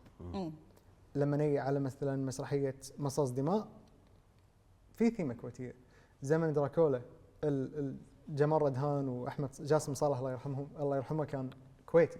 لما هي على صرخه رعب انا كنت اشوف قناه سكريم، بس النص شنو؟ المسرحيه شنو اجواءها؟ القضيه اللي قاعد يناقشها شنو؟ كانت بيور محليه. فيما بعد طبعا يختلف بعض المسرحيات لا يروح حق ثيمه غربيه اكثر. فانا اشوف ان تحويل هذه النماذج العالميه وينطلق منها وتكويتها على بهذا الشكل وتكويت القضايا شيء جدا مدهش. اغلب المسرحيات اللي سواها عبد العزيز مسلم فيها هذه الثيمه راح نيها يعني احس اذا في وقت. الحين احنا تكلمنا عن شويه تفاصيل موجوده في مصاص الدماء، اوكي، حركه الايد، كلمه بدريه تتكرر. خليني لكم سالفه صغيره عن احمد حلمي. زين استغرب صح؟ اوكي كان رايح المسرحيه ولا؟ لا خل اقول لك شيء. نيو سالم. احمد في اعتقد ما ادري واحد من افلامه كان المشهد انه فتش الثلاجه وكان في بس بطل ماي داخل، سكر الثلاجه انه ماكو شيء يبيه ومشى. فكان النقاد علقوا على هذا المشهد انه بدون ولا كلمه هو ورى الحالة الاقتصادية للمواطن المصري ان الثلاجة ما كان فيها الا بطل ماي واحد. احمد حلمي يقول انا قاعد اقول ايوه بالضبط، احنا ما قصدنا هذا. مال مدير الانتاج ما ادري هذا نسى يجيب الاغراض اللي تنحط بالثلاجه، فاحنا بدلنا المشهد انه بس حطينا بطل ماي عشان الثلاجه ما تصير فاضيه وسوينا هذا كله. فاللي اقصده من هذه القصه هل هو مقصود؟ اي ان احيانا يمكن احنا نشوف شيء وهو مو مقصود. هل هذا ممكن يكون تحليلك حق مصاص الدماء؟ انا اقول شيء. انا مره سويت فيديو عن مصاص الدماء وزمن دراكولا، لان ما انا قلت لك ان انا بالنسبه لي وفعليا هم مرتبطين، يعني سالم بدريه وهذا شخصيات. قلت ان مسرحيه مصاص الدماء طرحها ماركسي ممتاز، طبقيه ومحاربه الطبقيه والمتنفذين، طرح ماركسي. وقلت ان امتداد شخصيه عبد العزيز مسلم مسرحيه مصاص الدماء لمسرحيه زمن دراكولا تحولات نيتشاويه اللي هي مرحله الجمل والاسد والطفل، يعني بالكاركتر اللي قاعد يسويه. عبد العزيز مسلم استانس على الكلام وقال لا انا انت قلت كلام انا اساسا مو ببالي وشكرني. فاللي اقوله النص الذكي والنص المبدع والمبهر يقدم لك فضاء تأويل، ما يقدم لك شيء مباشر انت ما تقدر تطلع منه او ما تقدر تفكر فيه. انا ابي نص ذكي اللي نواف يقول عنه كلام، انا اقول عنه كلام، شيخ تقول عنه كلام، اي واحد يشوفه يقول عنه كلام. لانه من حق المشاهد انه هو يفسر بالضبط اللي يبيه، طالما انه هو خلاص طلع من عقل الكاتب بالضبط. وراح شنو يسمونه موت المؤلف. موت المؤلف. المؤلف خلاص الحين دوره انتهى، الحين احنا نقدر نفسر مع التلقي وغيره. مع التلقي بس النص نفسه يعني موت المؤلف، يعني مثلا ما اقدر مسرحيه الياخور والله موت المؤلف انا بقول عنها، انا اسف بس ما راح اقدر اقول عنها شيء. فهمتي؟ انا قصدي ان النص نفسه يكون متماسك وذكي وقوي، اللي انا فعلا يعطيني كثر ما اقدر. يعني يمكن اليوم انا قلت عنه كلام يمكن باكر راح اقدر اقول عنه كلام ثاني. بالضبط، هو قابل يعني فضاء تاويل 30 سنه والعرض والنص حي، مصاص دماء وزمن دراكولا وغيرهم. واتوقع عبد العزيز مسلم واعي على هذه النقطه، يعني مو فكره ان المتلقي لازم يأول وغيره، بس ولاده مسرح الرعب بالنسبه لي كنواف مرتبطه في الرمزيه بشكل او باخر. الرمز كان حاضر في اغلب المسرحيات، يعني حتى المسرحيات الاجتماعيه اي حق البيت مسكون، شخصيه بوكيف وشخصيه الين بدر بلوشي كان لابس اصفر وعماد عكاري طويل، اشوف فيها فضاء للنقاش. فكره التجاره، احتكار الاراضي والاسكان وغيره. عادي في شخص ثاني راح يقول لي لا ما له علاقه. يمكن احد يفسر انه ليش ما خلاه يكمل ضحكته. لا وايد تو ماتش بس فكره ان العرض بهذا الجمال وانه بعد 30 سنه للحين احنا قاعد نسولف فيه. في مسرحيات انعرضت السنه اللي فاتت انا ما قاعد اذكرها بالكويت. صح. في مسرحيات انعرضت هالموسم انا ما ابي اذكرها، ما فيها شيء ينقال. مو قادر تقنعني شنو مسرح رعب 30 سنه من واحنا اطفال لليوم. مسرحيه مصاص دماء وهذا مولود بعده ويذكره. اي طبعا. شوف المفارقه. مصاص دماء في اعاده صنع اللي سووها، في جيل جديد تعرف على عبد العزيز مسلم وتعرف على مسرح الرعب. هو ما كان اسف انا وايد احب المسرح الكويتي. هذا الجيل ما كان يعرف شيء اسمه مسرح الكويت. لكن من خلال هذه المسرحيه هو صار في حاله انه يقيم بهذا المسرح، صار عنده حماس. حتى مو بس ترى مسرحيه، مو بس مصاص دماء، حتى اعاده صنع ليلى والذيب، واعاده صنع البنات والساحر، والاعادات صنع اللي سواها محمد الحملي باك ستيج جروب. الطفل الجديد اللي في هذا الزمن تعرف على شكل فني جدا ناضج ويقدر يلامسه بعد 30 سنه واكثر من 30 سنه. فهذه هي قيمه هذه الاعمال. ممكن احنا نبالغ في التاويل من باب حب او من باب تمسك بهذا العرض المسرحي، لكن هذا النص المسرحي زمن دراكولا ومصاص دماء وبيت مسكون وليلى والذيب وغيرهم فيهم شيء يخليه عايش. نفس الكتاب الجيد ما حد راح ينسى. يعني مثلا هذا الجريمه والعقاب متى انكتب الناس الحين تقراه، ما حد راح يقول لك بيه هذا خلاص بالاول، لا الحين المشكله الحين يعيدوا ترجمته بترجمات مختلفه. فانا بالنسبه لي احتاج اشوف في المسرح الكويتي 2026 و2027 و2030 و2050 احتاج اشوف نص مسرحي حقيقي يقدر يعيش وياي ل 3000 لسنه 3000. انزين، مسرحيه مصاص الدماء لو حطيتها في مسرح اكاديمي وقيمتها بمعايير المسرحيات الاكاديميه يطقهم 10-0 يطقهم 10-0 المسرحيات الاكاديميه. اي مسرح اكاديمي اي لا سنوات. لا مو اي سنوات مالنا يعني قاعد لا اي يعني في سنوات معينه يعني الثمانينات كان لا. المسرح الاكاديمي الحين بوقتها جمال. اي بوقتها يطقهم 10-0 يطقهم 10-0 بس لو نقلل مشاهد الكوميديا. اي لا شيل مشاهد كوميديا كلهم خلى سالم بدريه يطقهم 10-0. الحين احنا قاعد نتكلم عن ان في عناصر متكامله انتم شفتوها في مصاص الدماء. خلينا نروح بيت مسكون. قبل بيت المسكون بنروح لزمن دراكولا لانه في بينهم ارتباط. هي اوكي أوكي. في مسرحيه بس قفزنا عليها. اي بس بينهم ارتباط قصصي. اوكي. العناصر هذه هل هي هم موجوده في زمن دراكولا؟ اكثر بالنسبه لي موجوده هي موجوده اكثر يعني بمبالغه كانت. لا يعني زمن دراكولا كانت يعني مصاص دماء بالنسبه لي اجمل، بس زمن دراكولا كانت اثقل. النص كان جدا ثقيل، الشخصيات كانت جدا ثقيله ان كانت متماسكه حيل مع النص. شنو يعني متماسكه حيل مع النص؟ يعني هي مكتوبه مرسومه يعني يعني مرسومه ما حد قاعد يطلع الكل حيل متماسك يعني محدده. اي مصاص الدماء في شويه مثل مشهد مثل مشهد الديوانيه بالمخفر شوي في طلعوا من الكاركتر او طلعوا من النص شويه. زمن دراكولا لا يعني هو خلاص مشاهد مرسومه على قولتهم تك تك تك لازم تمشي عليها كذي ما يعني ما ينفع تطلع فيها شوي راح تخرب العرض. انزين ليش زمن دراكولا ما اخذت نفس الشهره مالت مصاص الدماء؟ هذه مشكله انا ما ادري ليش فشلت جماهيريا. ليش؟ ما ادري. مع ان زمن دراكولا كان فيها كل عناصر النجاح وعناصر الحياه بعد العرض، ان هي ممكن تكون مستمره لسنوات في الكويت. الديكور احنا نتكلم عن اول مسرح في الكويت يستخدم ديكور 3 جوانب. صح. اول مسرحيه، وكان مسرح مفعل لدرجه ان الاستعراضيين في كل طبقات المسرحين على الجانب. ديكور هي. هذه نقطه. الاغاني انا قاعد اتكلم عن اكثر من 7 أو 8 اغاني في العرض المسرحي. في منهم طبعا اشتغال دكتور عامر جعفر، في منهم مقتبسين من افلام، لكن توظيفها النص الشعري كان جدا رائع للحين حي وعجيب. التراجيد كتابة من؟ فوزي القاضي. حسب ما اذكر فوزي القاضي. فوزي الغريب او فوزي القاضي ما اذكر. اوكي. النص كان مبهر بالنسبه لي جدا، لكن الجمهور يمكن ما حب هذه التجربه لثقلها. ثقيله المسرحيه جدا ثقيله. وبس في ذكاء فيما يخص هذا العرض المسرحي لازم نشير اليه. النص المسرحي لو اشوفه داخل العرض المسرحي في ذاك الوقت، ويوم شفتها وانا قبل كم سنه حتى وانا كبير، المسرحيه تتكلم عن قصه سالم وبدريه ودراكولا.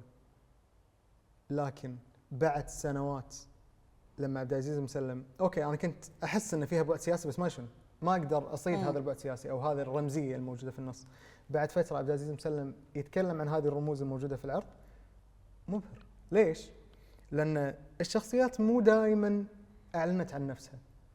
وهذا جزء بالنسبه لي جزء من قوه النص، ان انا اقدر اشوف هذا العرض المسرحي حتى في المستقبل في الماضي راح يكون عايش وياي وحي، لان الشخصيات مو مرتبطه بقضيه معينه. يعني انا ما شفت الكويت، ما شفت الغزو اللي صار، ما شفت، بس شفت شعور الخوف الموجود بهذه المسرحيه. نفس الشيء شعور الخوف، يعني بالنسبه لي اول 4 مسرحيات لعبد العزيز مسلم في مسرح الرعب، شعور الخوف، الانسان المنهار الخايف شفته على الخشبه. زمن دراكولا، مصاص دماء، بيت مسكون، قصر الرعب. هذيل بالنسبه لي تجارب استثنائيه في المسرح الكويتي. من التجارب الاستثنائيه. صح.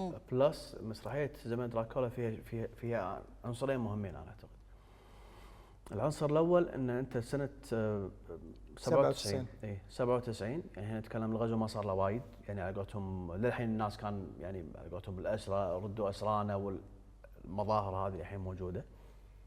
شلون انت تطرح مسرحيه تقول لهم ان احنا لازم نتسامى على جراحنا لان اللي جاينا اخطر. ترى صعب هذا يعني بسنتها بالكويت 97 لو تقول حق احد عادي يقص راسك. انت شلون تبي تسامى على جراحك؟ يقول لك لا تسامى على جراحك لان اللي جاينا اخطر. مشهد. الشغله الثانيه فيها شغله يعني هي مزعجه، ممكن كانت مزعجه حق الناس، هي ذكيه وهي فعلا مزعجه، بس هي لازم تكون مزعجه، يعني اتوقع الناس لازم يكون مزعج.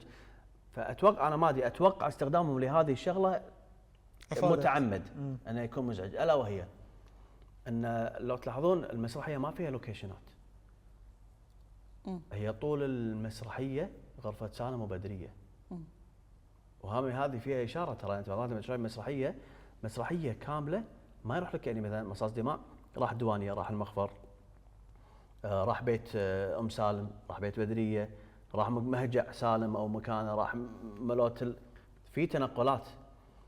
المسرحيه هذه بس مشهد البدايه اللي على المفيد يبو ولدي اظلام وراء اساسا، زين، ولدي ما شنو راحت حبها خذ دمها وما شنو، انتهى المشهد.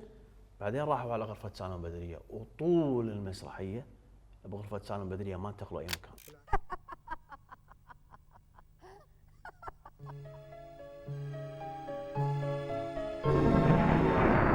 والعناصر هي اللي تدخل في هذه الغرفه، يعني مشهد القفص اللي كله داخل غرفه سالم بدريه، تابوت. فانا يعني انا اتوقع انه كان مصر، يعني هي مو سالفه انه متعيز ما بيسوي ديكور، هو طق ديكور جوانب، يعني مسرحيه تروح تشوف هني تشوف هني تشوف هني، قاعد يمثلون بكل مكان. واكثر من 100 مشارك في العرض المسرحي. اي اكثر من 100 بذاك الوقت. فانا ما اتوقع هو يعني انه عيز كثر ما انه هو يبي الوضع يكون كذي، ان غرفه سالم وبدريه هي المكان او هي النص المسرحي. ايضا في تجسيد واضح للحاله النفسيه على هذه اللوكيشنات او على هذه العناصر اللي تدخل، يعني مثلا مشهد اللي القفص مثلا، هذا المشهد اللي عبد العزيز مسلم يكون داخل القفص والقفص بمساحته الكبيره على المسرح، اقدر انا اولى، يمكن هو مو قاصد هذا الشيء، ل 100 حاله نفسيه يقصدها الكاتب من هذه الشخصيه. نفس الشيء مشهد التابوت ومشهد العذاب، شلون هم قاعد يعذبون مصاص دماء اللي هو عبد العزيز مسلم داخل التابوت ودخل السيوف عليه وغيره. بشع مزعج، بس كان مثل ما قال داود هو يتناسب مع الفكره نفسها. للحين اذكر مشهد النهايه على جنب، لا كان بالغرفه مسرح الاساسي، يعني قبل لا يتحدون. قبل لا يتحدون، بس قبل لا تروح المشهد خلينا نوقف على المشهد هذا. يعني انت ما يصير مسوي لي مشهد بيك، يعني انا هذه حاله ثوريه بالنسبه لي، ثوريه مسرحيه، ان انت في مشهد بيك وفي حوار مهم وفي تصاعد مهم، مو على خشبه مسرح، على جنب هني الناس كلها قاعده تلتفت تطالع هني. قاعد يتصارعون، طاح عبد العزيز مسلم فقاعد يتكلم هو جمال رذان لازم نتحد واخر شيء يدش فيه، وكل هذا الكلام المهم واقف وسط المسرح يا اهل الكويت، لا قاعد يتكلم هني، شوفني على جنب انا هني. بعدين يردون ينتقدون مشهد النهايه. مشهد النهايه كان في اغنيه، الاغنيه اسمها فرحه كبيره، كلمات الاغنيه جميله، فرحه كبيره وان احنا انتصرنا وخلصنا وغيره. منو الكاتب؟ ما ادري من الكاتب، بس هو مهم. لا ما اذكر، يعني هالمسرحيات مهم يعني مثلا وديع البدور اسمه مهم مع الدكتور عامر جعفر، كملحن بس كشاعر ما أذكر، يعني حتى الشعراء كانوا جدا مهمين لان مختلف النص الشعري مختلف طبيعي. الكلام والكلمات الموجوده في القصيده جميله، الموسيقى مرعبه، العرض مرعب، ينشال جاسم الصالح من الكرسي ينحط على قنشه فجاه يفترسونه. خلصنا. ردة سعيدة وايد في الوليمة. ما عندي تعليق. ما عندي تعليق لان هذا المشهد مليون دلاله ومليون فكره ومليون تاويل، والجزء من التاويل اللي انا ما اقدر اقوله حق احد، انا ابي حق نفسي. لان انا هذه بالنسبه لي يستهويني هذا النوع من العروض، ويستهويني النص اللي يقدر يقول لي اشياء ويقدر كل واحد فينا يشوفها من زاويته المختلفه. مليون يعني واحد ممكن يشوفها بس قصه حب، قصه حب، زواج مستحيل وتحقق هذا الزواج وتبعاته. كل واحد يشوفه بطريقته وشنو هو. فجميل.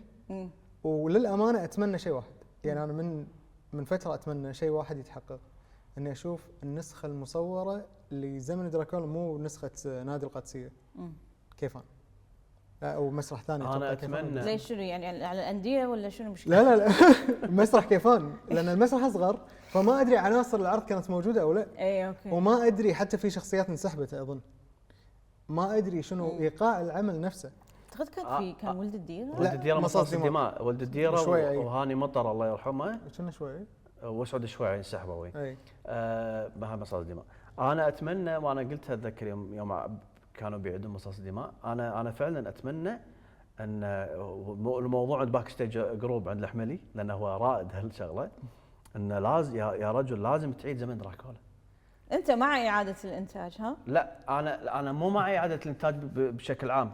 الجميل النص الحي يجب ان يعاد. مصاص دماء انعادت قبل نسخه محمد الحملي. فشلت. انعادت مرتين يمكن. نسخه مصاص دماء 2 ومصاص دماء 3 كان فيها روح العرض الاصلي الاساس اللي احنا حبيناه، لكن بشخصيات مختلفه، اسماء مختلفه، غيروا وايد اشياء ولوكيشنات مختلفه، في اشياء اضافوها، اشياء شالوها. بالنسبه لي كانت فاشله. وهذا من هني احس هني بلش تدهور مسرح الرعب الخاص بعبد العزيز مسلم. طبعا بعدين في مسرحيات اخرى يرتفع مره ثانيه، نص الليل تي بعدها مثلا. لا بس لا زمان شوي مصاص دماء زمن دراكولا لخصوصيتهم ولفاعليه النصوص نفسها. لا هذول لازم تعيدهم كما هم. اوكي نرجع على البيت المسكون. انا ادري هي كانت الفصله ما بين هذه المسرحيتين، بس البيت المسكون لانه مختلفه كليا عن هالمسرحيتين. يعني احنا نتكلم عن كائنات مختلفه، الكائنات الخياليه المختلفه، ان قاعد نتكلم عن مستوى الكوميديا، مستوى القصه اجتماعيا شيء مختلف. فشنو اللي خلى هالكسره ما بين المسرحيتين؟ على كلام عبد العزيز مسلم يقول انا كنت ابي اقدم لون شعبي خاص فيني. لون شعبي. اوكي. فاختار البيت المسكون وعاد الى العائله الكويتيه. واعتقد بتصوري ان مسرحيه البيت المسكون هي اكثر عائله كويتيه احنا عشنا وياها. يعني انا عايش مع شخصيه ابو عبيد غانم صالح الله يرحمه، عايش مع عبيد اللي اصلا شفته بهلو بانكوك، بس ما عرفته بهذا القرب بهذا الوضوح. بس الحين احنا في البيت المسكون ايش كثر لما زدنا جرعه الكوميديا، ولما زدنا هذه نفس اللي وقللنا التراجيديا. اي وقللنا عمق، ايش كثر هذا اثر على ان مسرح الرعب ينجر لهذا بعدين؟ ما انجر لانه نجح في ذاك الوقت. يعني المسرحيه عرضت سنتين في الكويت وبالبحرين وبعروض سولد اوت كامله. وهني نقطة جدا مهمة أنا وداود كلنا نكررها، النجاح الفني يختلف 180 درجة عن النجاح الجماهيري. وباعتقادي أن البيت المسكون قدرت تحقق هذه الخلطة ما بين النجاح الجماهيري والنجاح الفني. أنا قاعد أتكلم عن نص لا خصوصية عالية. من أول مشهد أنا أشوف حالة مختلفة فيها رعب، يدخلون بيت مهجور وغيروا شخصية بوكف وبو سمير الدلال. هذه الشخصيات رغم ان هي موجوده في المجتمع، شخصيه الدلال وشخصيه التاجر وشخصيه الابو وحاله الانفصال اللي تصير في البيت الكويتي موجوده في هذه المسرحيه، لكن شلون انكتبت بشكل جدا جميل. ما كان فيها ابتذال في كتابه النص ومعالجه القضيه. انا بالنسبه لي ما شفتها مبتذله كمعالجه قضيه الطلاق مثلا وغياب الام، ما شفتها بهذا الشكل. الكوميديا نفسها شلون؟ بالنسبه لي في ذاك الوقت لازم نحط خط في ذاك الوقت، الكوميديا ما كانت خارجة عن الشخصيات، كانت منسجمة مع هذه الشخصيات. شخصية سبتشو، شخصية عبيد، كانوا كوميديا ويضحكون من خلال العرض، لكن من جزئيات النص المسرحي نفسه ما كان في كوميديا كاركتر نفسه مبني بناء ما كان يطلعون. انزين الحين مساعة كنا نقول عن مصاص الدماء انه هو صالحة لكل زمان ومكان. بيت المسكون كوميديتها ما تنفع الحين، يعني درجة الكوميديا هذه. انا رايي ان البيت المسكون افتحت باب في مسرح الرعب للوضع اللي وصلنا له الحين. انا هذا رايي بالبيت المسكون. هني في نقطة مهمة لازم نتكلم عنها. مسرح ممكن بيت المسكون فتحت باب للكوميديا الغير مبررة في مسرح الرعب، وممكن سببت فيما بعد تهاوي هذا اللون المسرحي، بس الجمهور شجع هذه التجربة، ولما قدمنا له تجربة جادة رفضها. لما قدمنا له زمن دراكولا الجمهور ما حبها. يعني ليش وصلنا إلى مرحلة أن ببوست الجريدة جرعة كوميدية إضافية مري عالية مش. فالجمهور قاعد يتحكم في هذا الشكل المسرحي وقاعد يرفضه، قاعد يقلص منه أو قاعد يشجع أنه هو يستمر. فطبيعي أنا كمنتج قاط مبلغ وقدره، طبيعي أشوف الجمهور شنو راح يسدد لي. بس أنا يعني هم يعني مسرحيات زمن دراكولا لما زادوا جرعة حتى لما زادوا جرعة كوميديا إضافية أنا ما أدري. اي هم ما كانت تراجيديا هم. اي بس يعني هم ما نجحت جماهيريا. بس أنا أتوقع أن حاشتها لعنة مصاص الدماء. بعض المرات أنت لما تسوي عمل وايد عظيم أنت صعب أنك تجاري.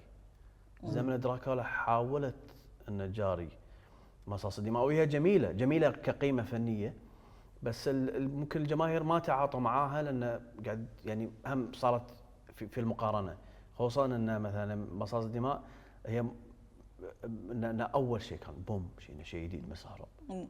فاحنا شفناه ليش تبي تسوي لنا زمن دراكولا خلاص. واشوف انا الكسره ضروريه بالبيت المسكون، كانت ضروريه جدا. بالضبط لازم يكسر.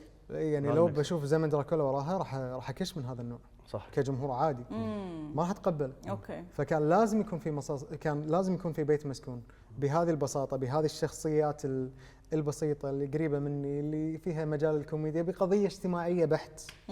قضيه طلاق واسكان وتملك البيت اي بس اهم كذي المميز فيها، يعني انا اعتقد المميز فيها وايد مسرحيات بالكويت اسكان يتكلمون عن المشاكل هذه، ماكو اسكان ماكو ما شنو. المسرحيه ما تكلمت ماكو اسكان، هي عرضت لك المشكله بما هي مشكله، عرضتها من يعني اقولتهم في سياق القصه نفسها، بدون لا يقول لك والله ماكو اسكان ناطر بيت، والله انا متطلق، والله كذي وضعي. يعني شايفين المسرحيات الكويتيه اغلبها كذي. ماذا يحدث لو سكنت في بيت مسكون؟ اي الفترة اللي بدأ فيها مسرح الرعب ينزل مستوى، أصلاً شنو معنى أنه ينزل مستوى؟ في الكوميديا، في القيمة الفنية، في القصة، شنو نزول المستوى؟ أنا أعتقد القصة. النص. اي النص، لأن كإبهار بصري وكلقتهم أشياء فنية أخرى، بالعكس ترى هم قاعد ينزل قاعد يصل كل ماله قاعد يبدع أكثر من الجوانب هذه. صح. ولكن كنص لا، النص في نزول. انا ما ادري شنو سبب النزول. هل هو تخلى عن الاسئله؟ هل هو مو قادر يكتب؟ ما ادري. يعني انا احس انه يعني بعد مصاص الدماء، وخصوصا انا بركز وايد على عبد الرحمن سلام الله يرحمه، لان بصمته حيل واضحه. فاتوقع النجاحات اللي صارت في بيت مسكون وزمان دراكولا وحتى قصر الرعب، يعني تأثير عبد الرحمن سلام كان لا زال موجود. مجرد ما غاب هذا التأثير شوية لا راح مكان ثاني. اوكي. يمكن جدد الشكل، ما اشوفه راح مكان ثاني بعيد. لكن انا عندي مشكلة مع النص عبد العزيز مسلم وتنفيذ النص على الخشبة من الناحية الكوميدية طبعا.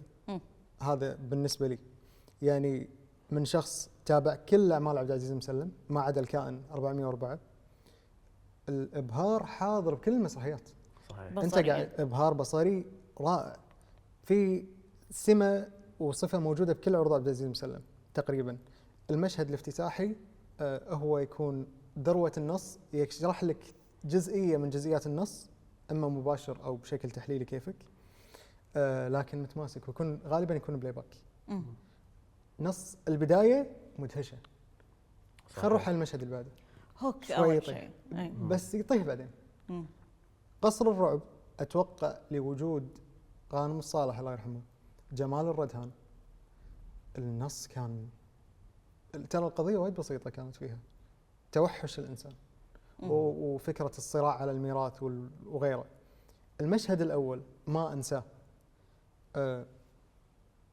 عرض شخصيات مو لابسه اقنعه ما ادري شلون بشعه، فجاه يطلع انسان كنا بدائي يتصارع ويا انسان ثاني بدائي ايضا، ياخذ صخره يتعارك وياه يذبح الصخره. قابيل وهابيل. بس هو فكره العرض المسرحي، الاخوان شلون يتصارعون على هذا الموت، على هذا الورث.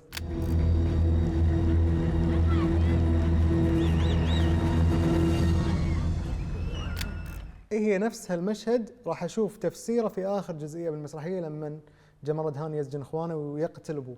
هني الانهيار، الرعب النفسي، الاخلاقي، الاجتماعي الموجود في العرض. انزين، لما نيجي حق مسرحيات تاليه لعبد العزيز مسلم، داود تو قال ان الاسئله غابت. ما اشوف ان الاسئله غابت، طريقه تناول هذه الاسئله هي اللي اختلف، طريقه كتابتها ومعالجتها. فاحنا عندنا مشكله في النص نفسه. الكائن 404 قاعد يتكلم عن موضوع جميل، الاي اي والذكاء الاصطناعي وتاثيره على حياتنا وشلون احنا راح نتبدل والمنظومات اللي تتعامل فيه. لما يجي على مسرحيه عوده فرعون يتكلم عن الظلم، لما يجي على مسرحيه التنفيذ نفسه والشخص الممثلين نفسهم، مع احترامي للكل، بعض المسرحيات لا والله الشخصيات قاعد تمثل وتأدي بشكل عجيب، وبعض الشخصيات في مسرحيات اخرى قاعد تطلع عن النص. مثلا خليني على مسرحيه نص الليل. طبعا احنا لما نتكلم عن نص الليل احنا قبلها عندنا بعض المسرحيات اللي اشوفها تهاوي على جميع الصعيد. بالنسبه لي نص الليل كانت بمثابه احياء لمسرح الرعب، فكره ماخوذه من فيلم ما اذكر اي فيلم، اللي هو عن سؤال الالتباس والجن. آلاء الهندي كانت ماسكه خط التراجيدي طوال المسرحيه. اجمل مره شفت فيها آلاء الهندي على المسرح، ثاني اجمل مره. عجيب الحركات الاستعراضيه، الكاركتر، شلون نبره الصوت قاعد تغيرها على اساس انها هي ملتبسه. واو. زين خلني على بقيه الشخصيات. في بعض شخصيات العمل كانت طالعه عن النص بشكل مزعج يا اخي، بشكل انا ما ابي اشوف المسرحيه، بس خلاص يعني قاعد امل، خلاص قطات ورا بعض. وين النص؟ فجاه عبد العزيز مسلم دور ابو جبل يعلي من التمسك بالنص، يمسك النص اكثر. باسمة حماده نفس الامر، تسانده بهالشيء، بعدين يطيح، بعدين نعلي مره ثانيه. فانا اعتقد ان التنفيذ النص نفسه هو السبب من اسباب التهاون. يعني الاخراج المفروض هني دوره. المفروض الاخراج يدوره. اخراج اقوى يحتاج. الاخراج من حيث ضبط الممثلين على الخشبه، مو من حيث عناصر العرض. مو من حيث الديكور ولا الموسيقى، لان الموسيقى والسينوغرافيا قاعد تتطور بشكل عجيب كل سنه. يعني مسرح المسلم سينوغرافيا في اشياء انا ما شفتها الا مسرح عبد العزيز مسلم. زين، اللي خارج مسرحيات الرعب اللي برا مسرح عبد العزيز المسلم، يعني انا ما ادري اذا شفتوا في التابعه، موجب، الجزار، هذيلي انا شفتهم واعتقد ان هذيلي كلهم مسرح رعب. موجب مو رعب وايد يعني، موجب ما يعتبر عالم جديد، لكن في شيء من الرعب النفسي نقدر نقول بعض المقاطع يمكن اوضحهم التابعه. زين، خارج مسرح المسلم. صح. خلينا نقول عن حتى لو امثله ثانيه، ايش كثر نجاحاتهم فنيا الحين، خلينا نتكلم وش كثر زينين اللي قاعد يقدمون برا مسرح المسلم. بالنسبه لي مسرحيه التابعه قدمت شكل جديد من مسرح الرعب، مختلف عن مسرح عبد العزيز مسلم. رعب نفسي، رعب نفسي يشدك من بدايه العرض وانت متوتر، انت مو مرتاح، الى انفراجه العرض في النهايه. وفكره التابعه هني على العوده للتراث والحكايات الشفهيه. التابعه انا اول مره اشوفها مسرحيا، ودراميا شفتها مرتين ثلاث بعد هالمسرحيه.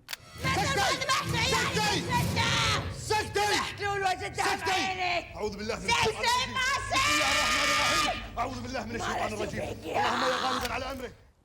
مسرحيات أخرى مسرح الرعب أنا الأمانة ما تابعت عشان أحكم، ما أقدر أتكلم. يعني ناصر بلوش يقدم مسرح الرعب بس ما تابعته، فما أقدر أحكم عليه.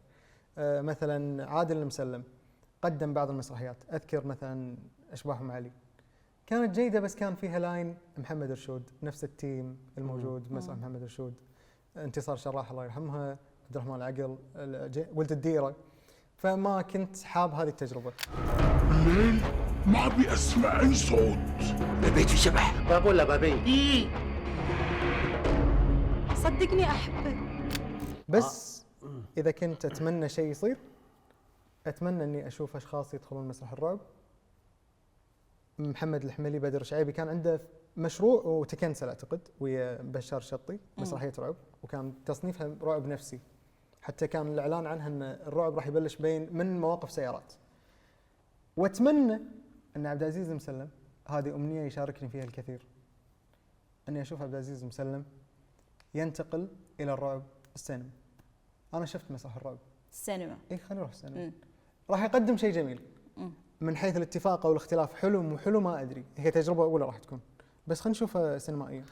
انا يعني هو حاول ينتقل للتلفزيون بالرعب، سوى بيت مسلسل المسكون. رعب زين، فشل ما كان. طبعا راح يفشل. بس في مسلسل اسمه البيت المسكون. اي أول مرة انتاج سمعت الوطن عنه. اول مره سمعت. رعب كان بس انه فشل. ومصور باستديو. انا في عندي مشكله مع التجارب يعني الرعب اللي متاخره، يعني مو لعبد العزيز ولا سواء عبد العزيز سواء او غيره اللي حاولوا ان يعني عبد العزيز مسلم، عبد الرحمن مسلم حطوا معادله صعبه. انهم يوم بلشوا بيك. فانت على اساس تبي تسوي شيء رعب او تبي تدش في هذا النوع من المسرح، انت يا تكون في نفس المستوى او اعلى او شوي نازل. تنزل زياده الناس راح تحط عليك اكس. لان انا شايف بيك، يعني تجربتي الاولى مع الرعب مصاص الدماء، البيت المسكون، زمن دراكولا، قصر الرعب، خلينا نقول. يعني التجارب الاولى كانت واو، انفجار، يعني هي مو تجارب، هي انفجار. يعني قلت انفجار على جميع المستويات. فما يصير بعدين تيجي تسوي شيء خجول. في عندي مشكله لما تسوي شيء خجول، لا لازم تسوي شيء متكامل، يعني كاستعراض، كاضاءه، كنص.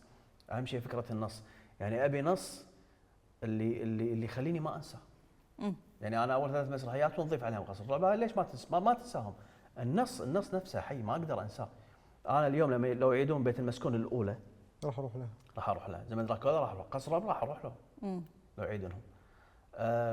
خطوات الشيطان يعيدونها ما راح اروح لها. وهني لان النص بلش يصير مباشر اكثر. يعني مثلا قصه قصر الرعب ترى تتكلم عن ترى فيها موضوع ديني اجتماعي. بر والدين، الاخوان، المحبه، هذه الاشياء.